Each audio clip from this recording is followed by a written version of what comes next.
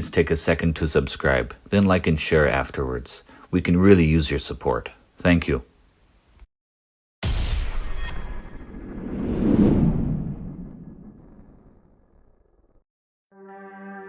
Behold, Moses, who appeared in glory, and spoke of his departure, which he was about to accomplish at Jerusalem. Luke 9:30-31.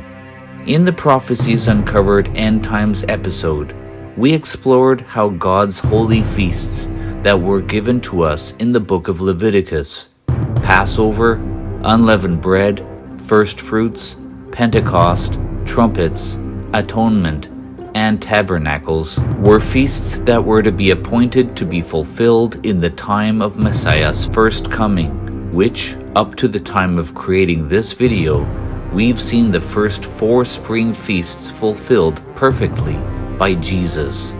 However, when we go back to the time of Leviticus, when the words of the Lord were given to Moses to write about them, little did we realize that these weren't just feasts to be observed each year, but they were actually feasts that were observing events that had already taken place.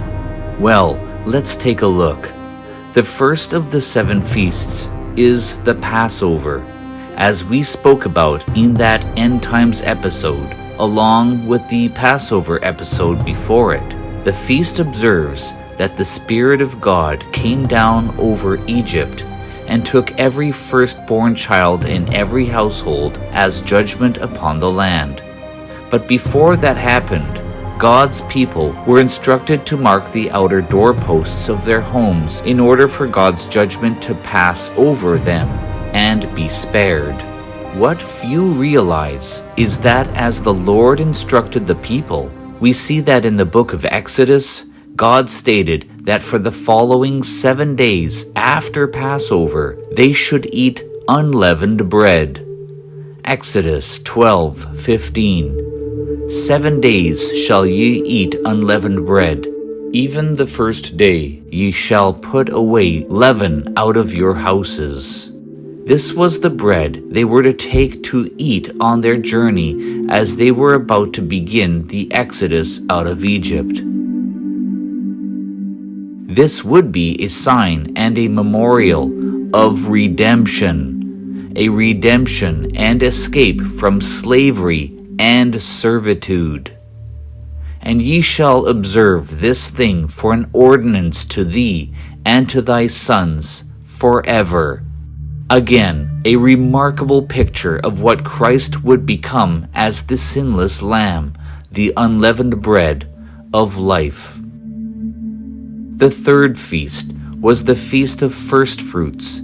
This was the day that the priests would wave their first fruits of the harvest in the air as an offering to God, and this was fulfilled by Christ.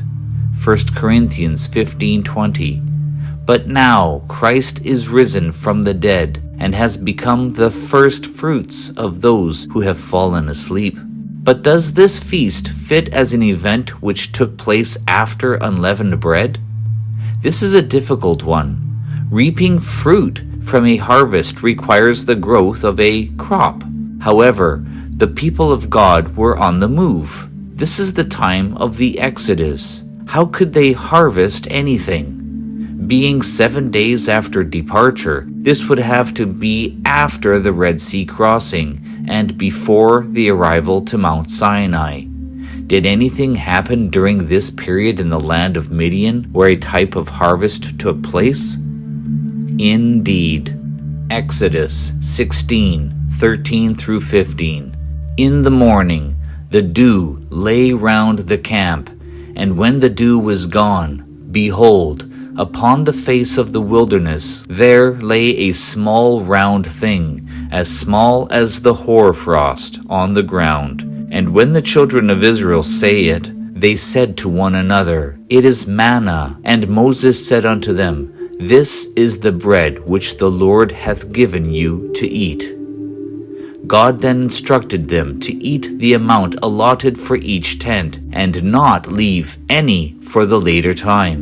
It was God's offering to man. that they must take the first appearing of the manna. This was such a significant event that it would become the third of 7 feasts to be observed by the people. Thus, in the Levitical instruction later in Sinai, they were told to make their first gatherings of a harvest as an offering to the Lord, to remember what God had done in feeding them in the wilderness. Now, with the Feast of Pentecost.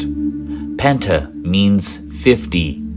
What happened 50 days after that final 10th plague that ushered in the very first Passover?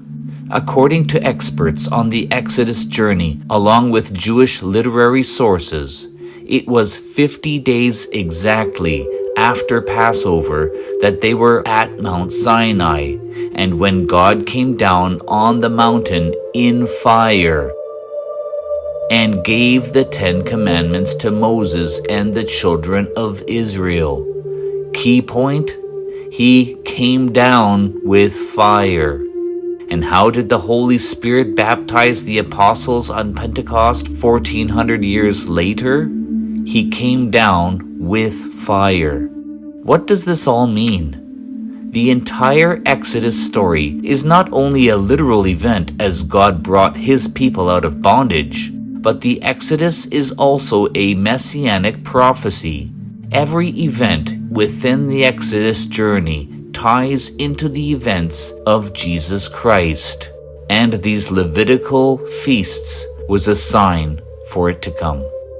There is also a spiritual lesson about this Exodus journey in our lives. The book of 1 Corinthians and the book of Hebrews both reflect on this major event.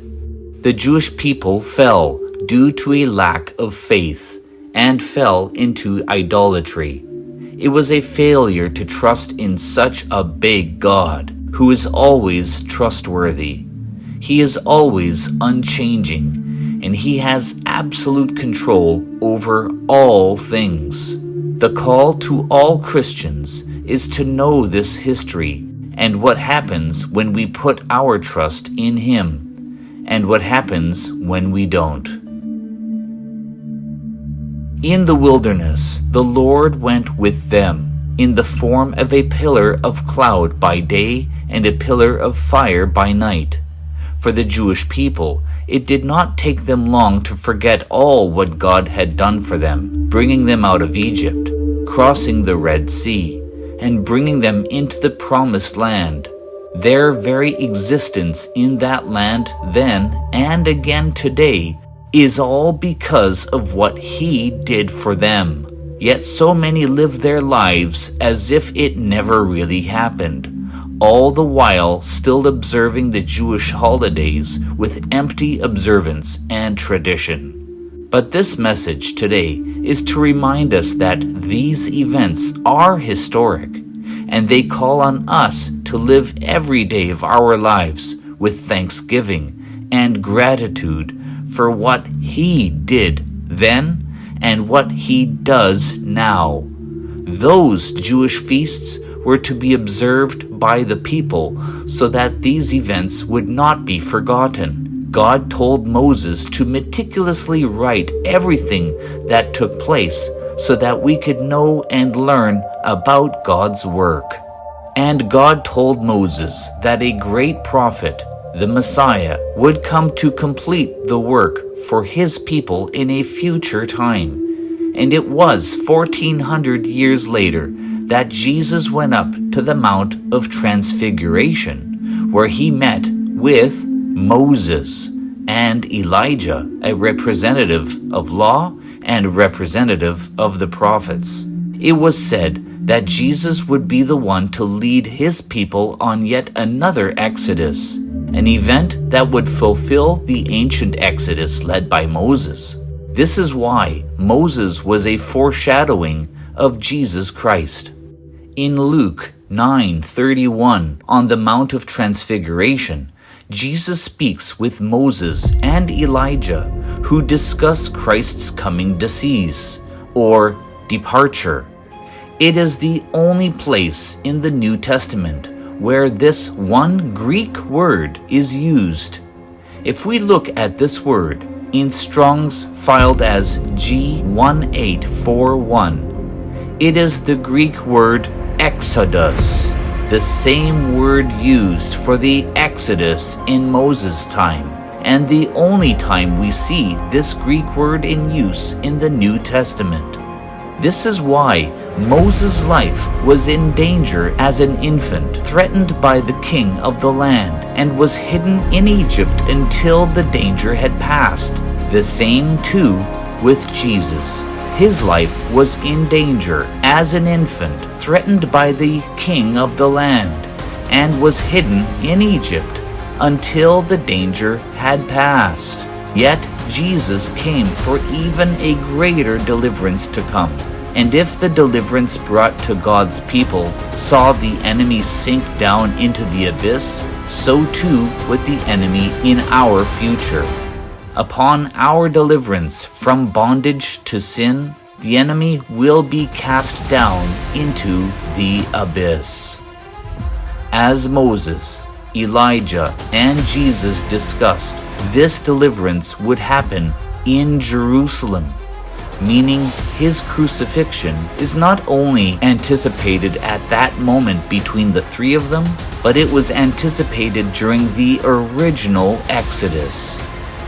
It is so important for us to see this as a miracle, because it not only takes the Bible on its own terms, but it shows us that we defeat the ultimate enemy, the ultimate enslaver, who was embodied in the life of Pharaoh, and now as Lucifer, the Pharaoh king over the demonic realm.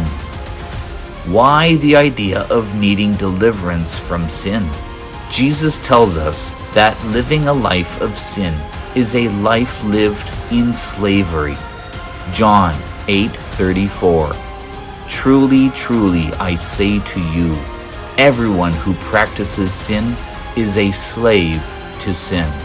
Therefore, the first Exodus was a deliverance from a physical bondage, a bondage that could only last in this lifetime.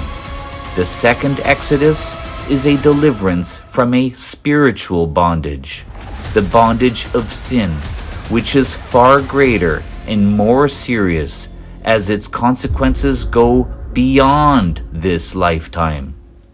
Yet there are even more parallels between the Exodus under Moses and the new Exodus under Christ.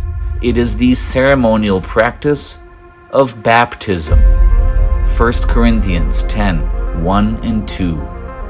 All our fathers passed through the sea.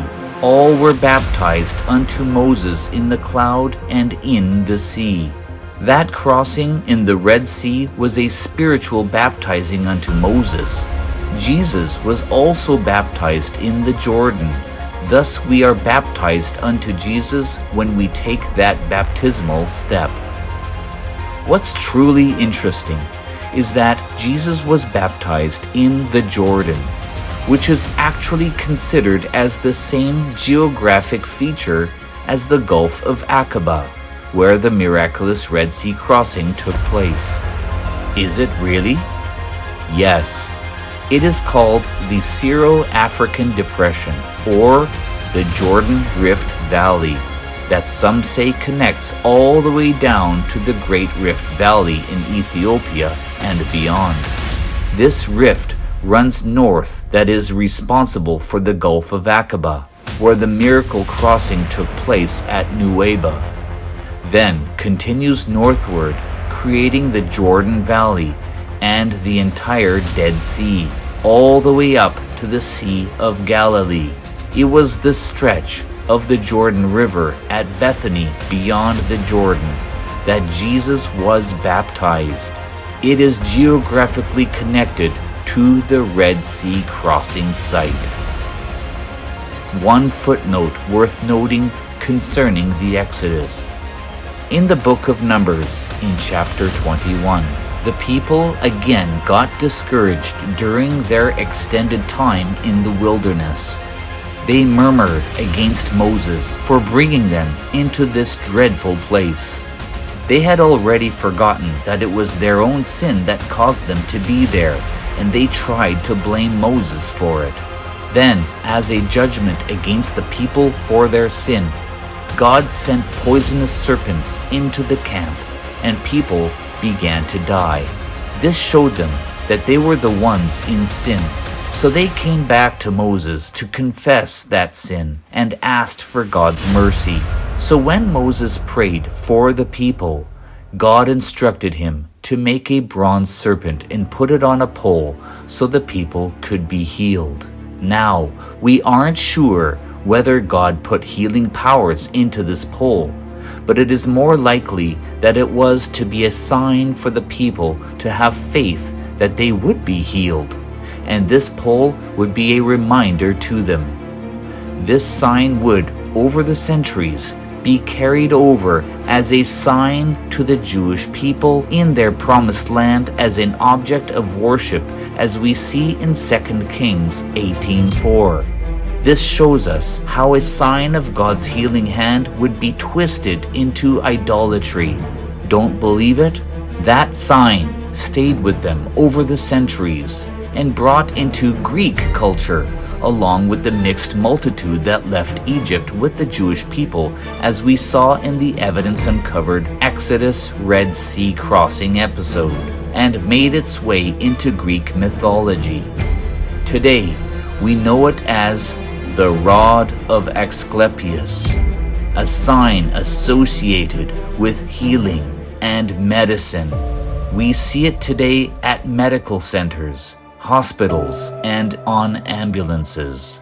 And so, the new Exodus is the mystery that Jesus himself uncovers, pointing to a departure from sin.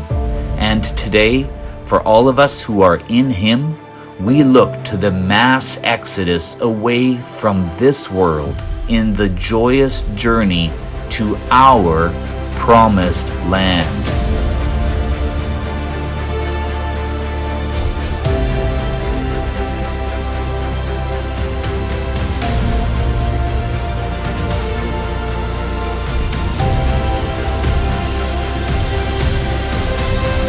Here on Mysteries Uncovered.